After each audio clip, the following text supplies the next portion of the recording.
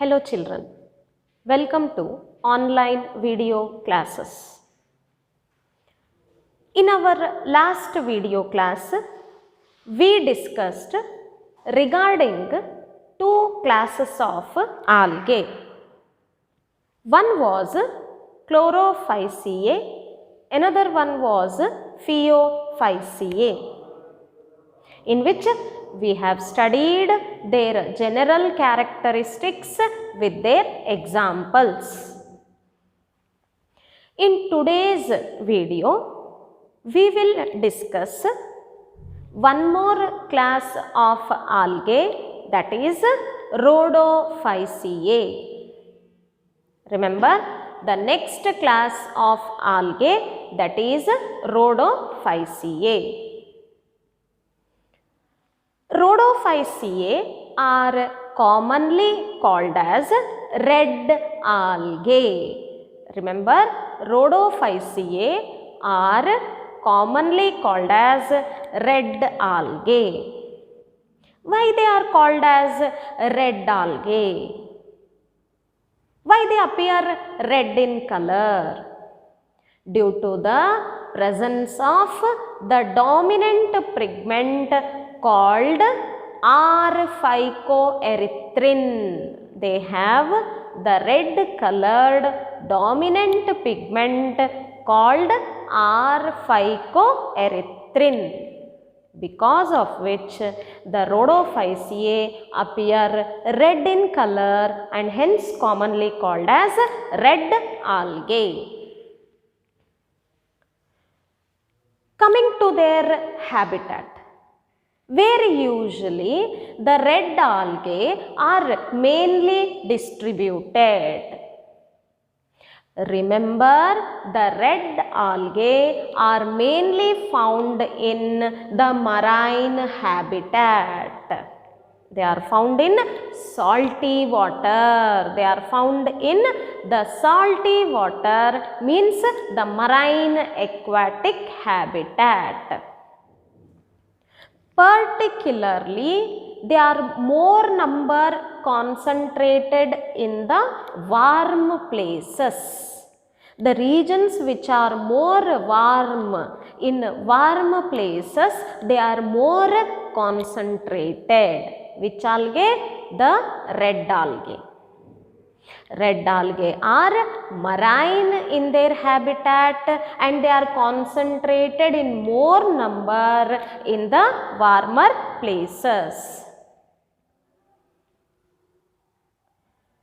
There are some red algae which are found in well lighted areas, means where the light is more available.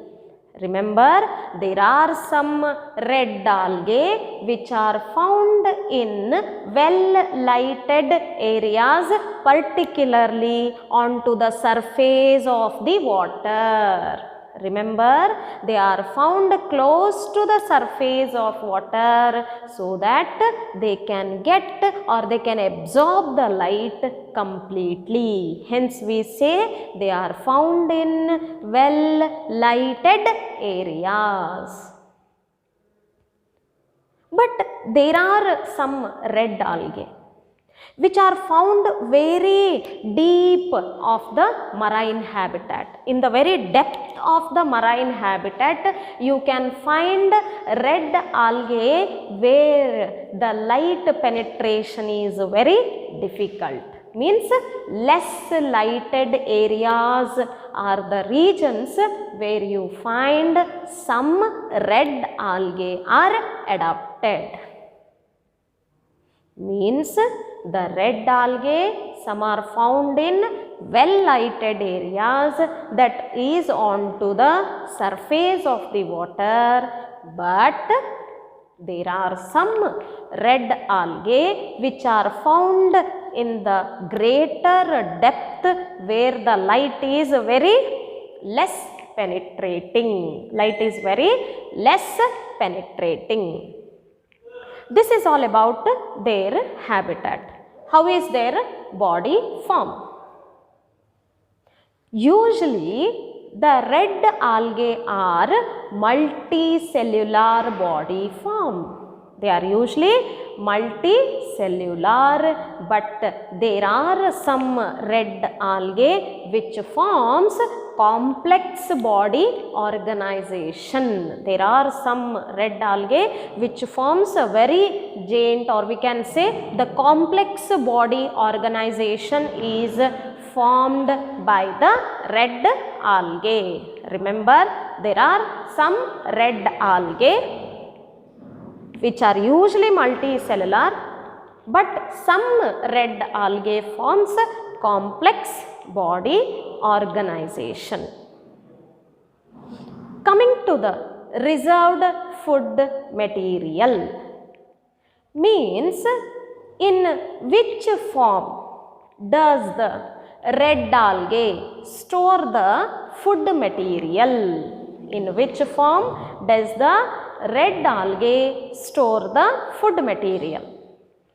Remember, the reserved food material in the Rhodophyceae is the floridine starch. The reserved food material in the Rhodophyceae is floridine starch. What actually is a floridine starch? It is actually amylopectin. Structurally, if you take the floridine starch, it is almost like amylopectin of starch or glycogen. What is amylopectin? It is the component of starch. Amylopectin is the structural component of the starch, and glycogen is the reserved food material in the animals. The amylopectin and glycogen both are actually the long chain of glucose. Remember, the amylopectin of starch or reserved food material in animals, that is glycogen, both are a long chain of glucose. Hence I said, structurally the floridine starch is actually nothing but it is like the amylopectin of starch or glycogen. How do red algae reproduce?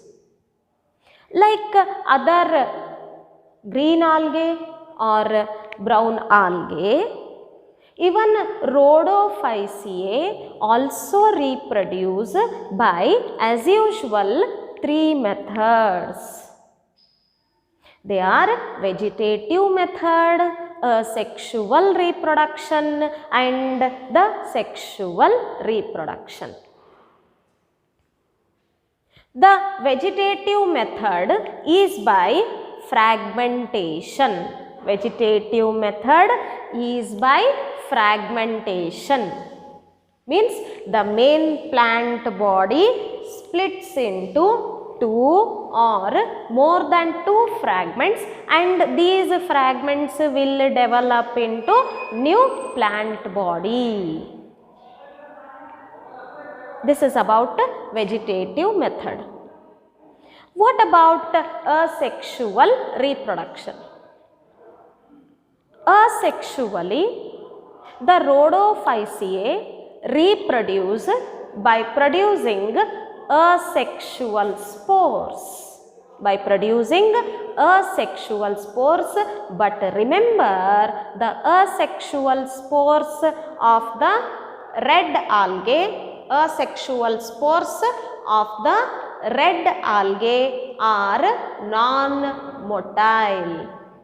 Asexual spores of the red algae are non-motile. Coming to the sexual reproduction. What about sexual reproduction? Sexual reproduction takes place by again the formation and fusion of gametes. Remember, asexual reproduction takes place by the formation and fusion of gametes. But particularly here you find the gametes are also non-motile. Here also the gametes are non-motile. In Rhodophyceae, the gametes are non-motile. And especially you find only one type of gametic fusion, that is oogamous. Remember, in the Rhodophyceae, gametic fusion takes place by oogamous. Means the fusion of one large non-motile female gamete with small male gamete.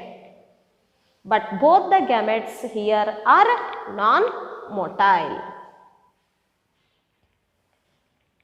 Rhodophyceae are again special in fertilization or sexual reproduction, because in Rhodophyceae the organisms show some post-fertilization events, means the events which occurs after fertilization. The events which occur after fertilization are called post-fertilization events.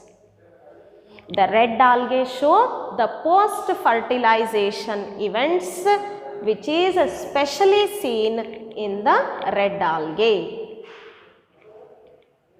These are the general characteristics of the Rhodophyceae, where we have seen their habitat, the pigment present in them, the type of reserved food material, and also the type of reproduction. Coming to the examples of the Rhodophyceae or red algae. First example is Polysiphonia. Polysiphonia is an example or first example for red algae. The second example is Porphyra. Remember, Porphyra is an example for red algae.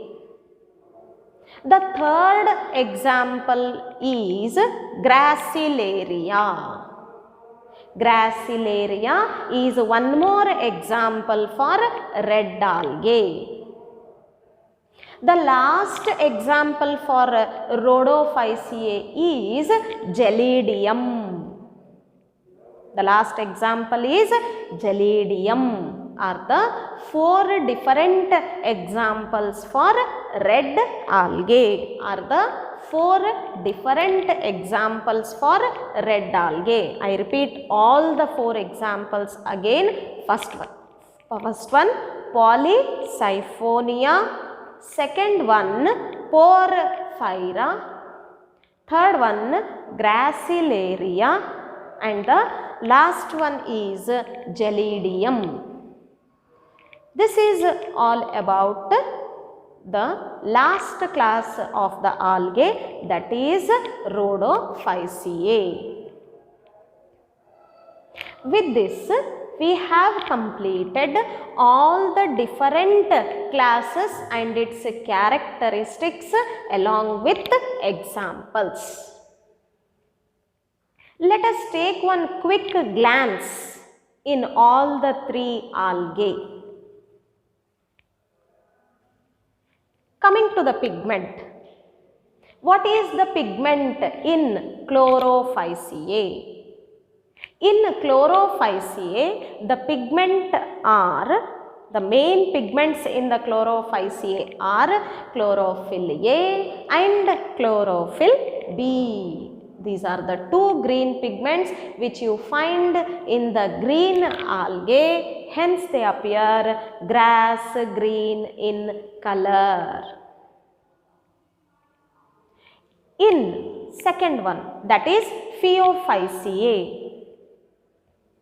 The pigments of Phaeophyceae are chlorophyll A, C, xanthophyll and carotenoids are the four different pigments you find in Phaeophyceae.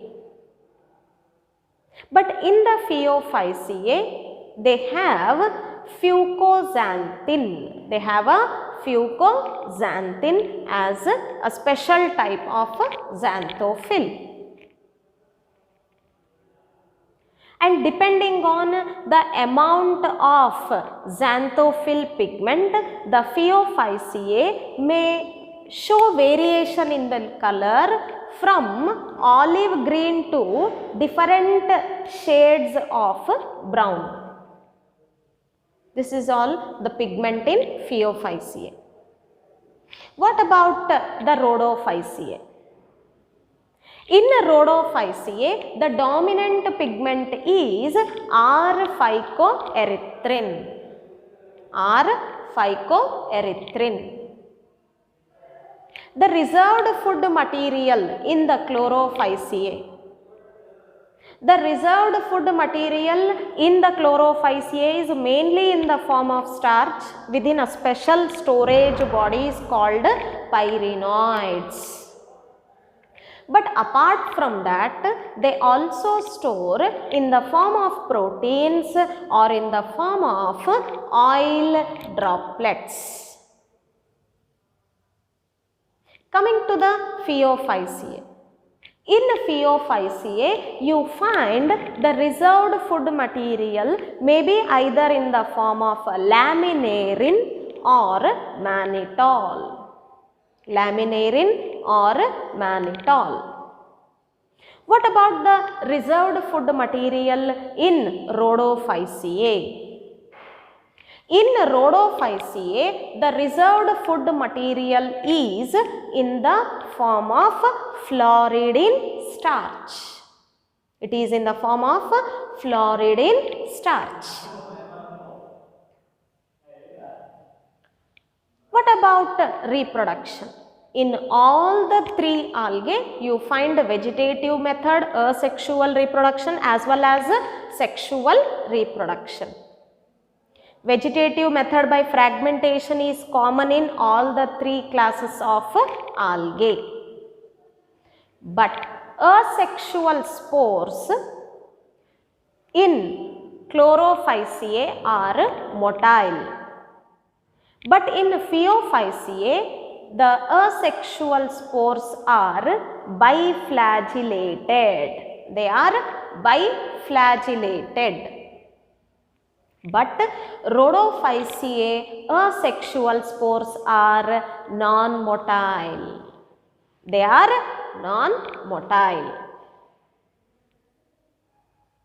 But Rhodophyceae are special, which show the post-fertilization events which are not seen in any class of algae. These are all the general characteristics of all the three classes of algae. All the three classes of algae.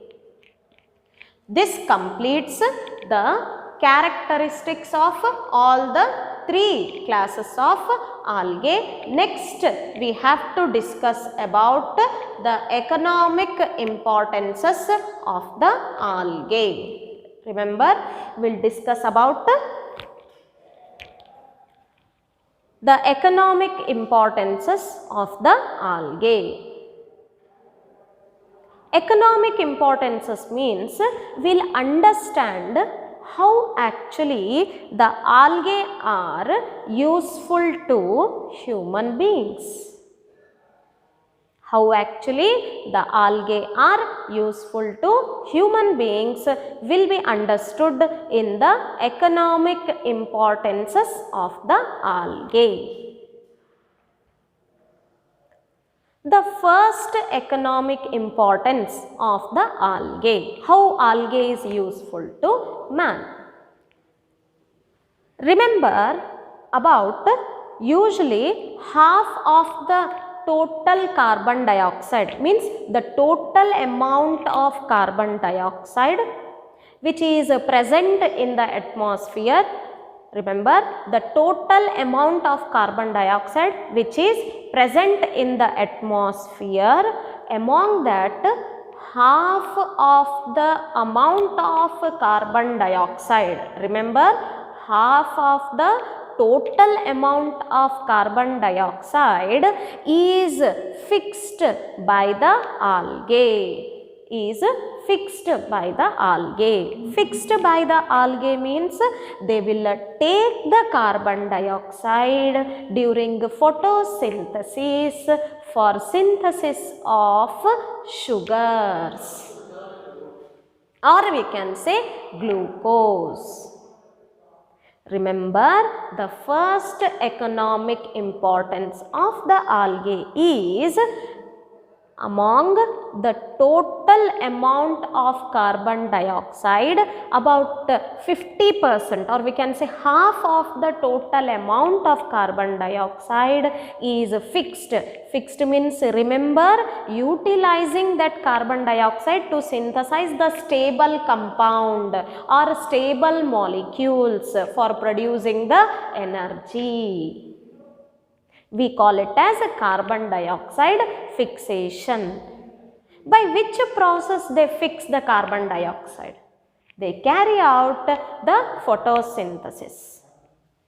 During photosynthesis, they fix the carbon dioxide and reduce the amount of carbon dioxide present in the atmosphere.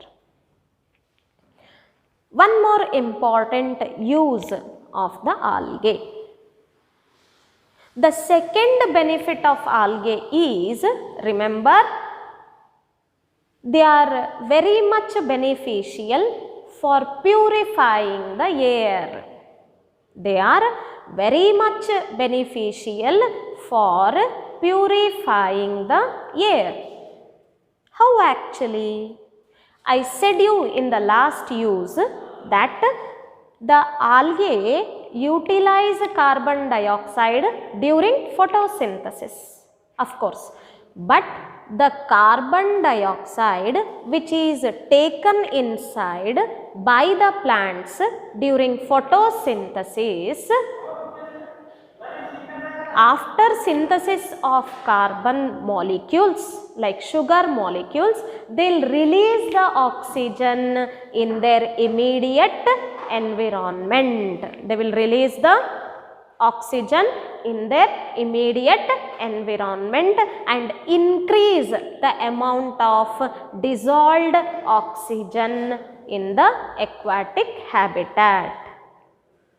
Remember, they are very much beneficial for purifying the air because during photosynthesis they use the carbon dioxide, synthesize the energy molecules and release the oxygen in their environment.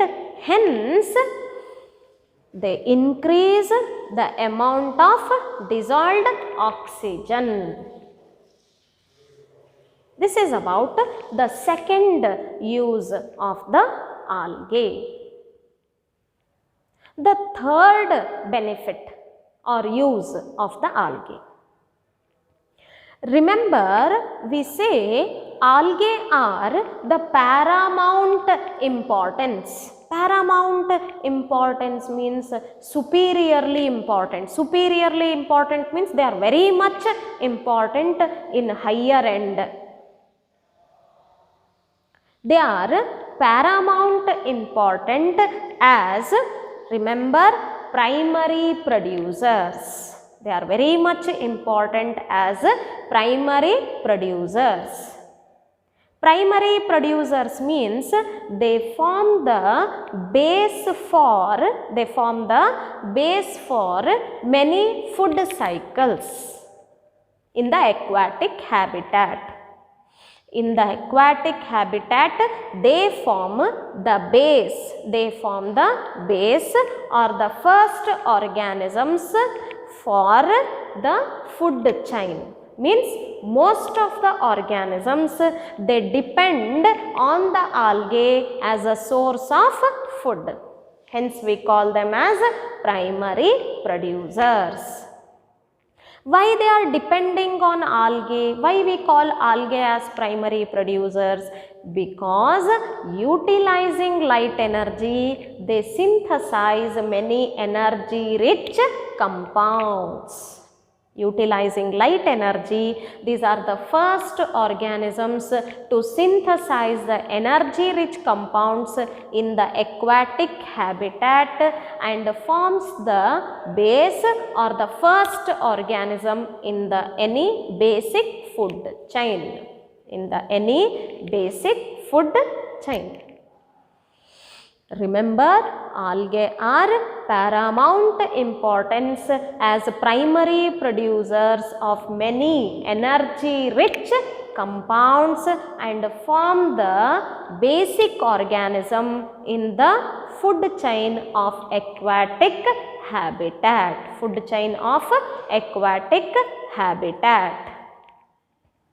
This is about the third economic importance.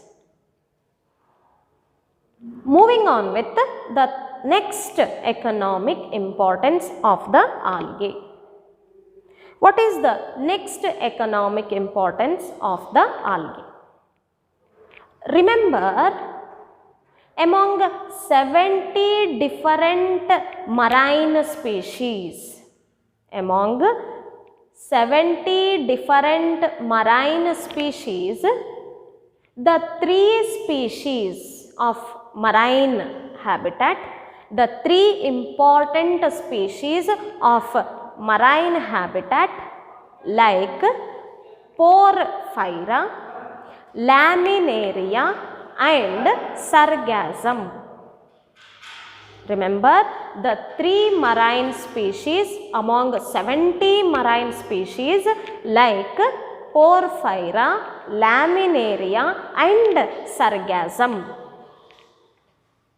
are used as the source of food. Are used as the source of food. I repeat again, the 3 species or marine species among 70 different marine species like Porphyra, Laminaria and Sargassum are used as food and used in the preparation of food products. Remember, the algae of marine habitat are used as a source of food, which includes Porphyra, Laminaria and Sargassum. The next economic importance of the algae. Actually, the red algae and brown algae. These are the 2 algae which are commercially very valuable because they produce commercially valuable product called hydrocolloidal substances. Remember, I said red algae and brown algae are economically very valuable because they produce a commercially very valuable product called hydrocolloidal substance. What are hydrocolloidal substances? Means the substance which has the capacity of holding the water. The substance which holds the water are called hydrocolloidal substances. Are called hydrocolloidal substances. For example, you can take brown algae. Remember, in brown algae, I told you on the cell wall there is a gelatinous substance that we call it as algin. Remember, the brown algae produces the hydrocolloid substance called algin, which is commercially very valuable. What about red algae? Red algae also produces one more hydrocolloidal substance, that is carrageen. Carrageen is one more hydrocolloidal substance which is produced by the red algae. Like this, red algae and brown algae produce commercially valuable hydrocolloidal substance. One is algin produced by brown algae, another one is carrageen produced by the red algae. Coming to the next economic importances. Actually, there is one more commercially valuable product. There is one more commercially valuable product called agar. Agar is one more commercially valuable product which is produced by two organisms or two algae. One is Gracilaria, another one is Gelidium. Gracilaria and Gelidium are the two algae which are helpful for producing one more commercially valuable product called agar. I told you agar is commercially very valuable. How it is actually valuable? Where it is used? In two purposes, the agar is widely used. The first use is, remember, agar is used as the solidifying agent. Agar is used as the solidifying agent in the preparation of media. In the preparation of media. What is media? Media means the nutrient or the food what we are providing for the growth of microorganisms. Remember, media is the nutrient provided for the growth of microorganisms in the laboratory condition. In the laboratory condition is media. The media should be solidified, and on the solidified media the organisms will be grown. To make the media solidified or jellified, we add the chemical substance or we add the commercially valuable product called as agar. The first use of agar is, it is used as the jellifying agent or the solidifying agent for the preparation of media to culture the or to grow the microorganisms. What is the second use of agar? The agar is used in the preparation of ice creams and jellies. It is used in the preparation of ice creams and jellies. Remember, the agar is also used in the preparation of ice creams and jellies. These are the two uses of agar. The last economic importance or the benefit of algae. There are some algae like chlorella and spirulina.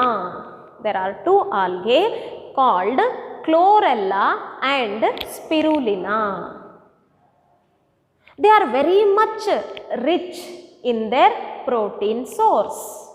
Remember, chlorella and spirulina are very much rich in their protein source, and hence the protein is extracted from them. The protein is extracted from them and used as the source of food by the space traveler.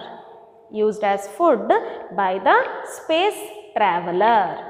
The space travelers, they don't carry any food along with them, but they carry the protein supplements, carbohydrate supplements, lipid supplements, like this they carry in the form of tablets. Hence, the chlorella and spirulina, which are rich in protein source, from them the protein is extracted and used as the protein supplement and provided as a source of food to the space travelers. These are the economic importances of the algae. Remember, the first economic importance is they are helpful for fixing half of the carbon dioxide present in the atmosphere during photosynthesis.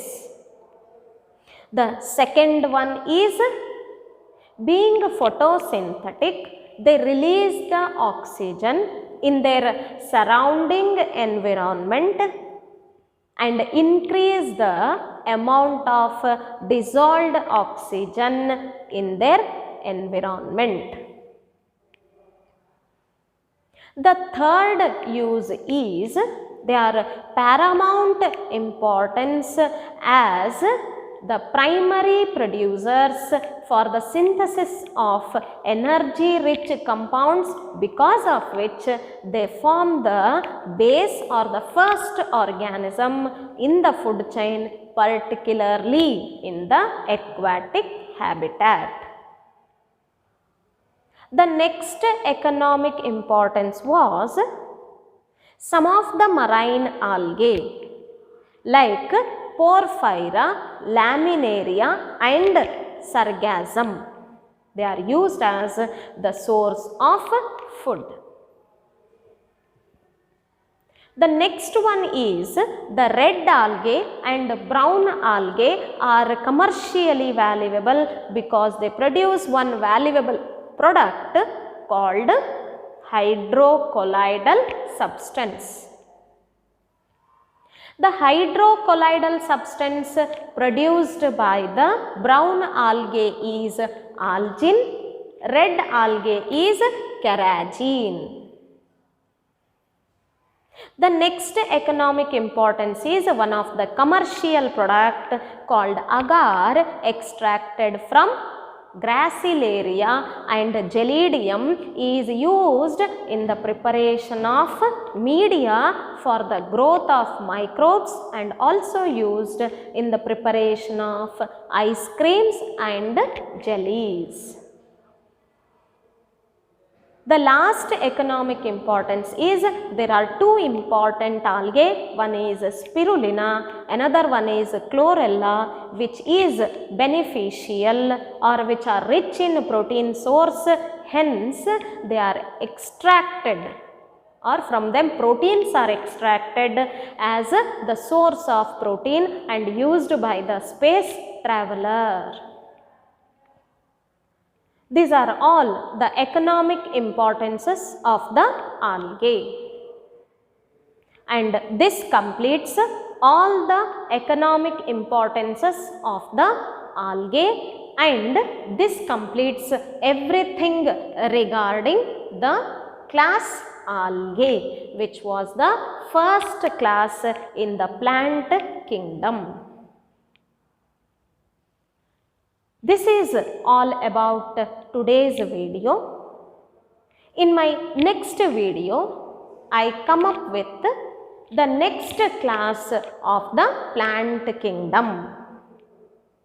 The next class of the plant kingdom is Bryophyta.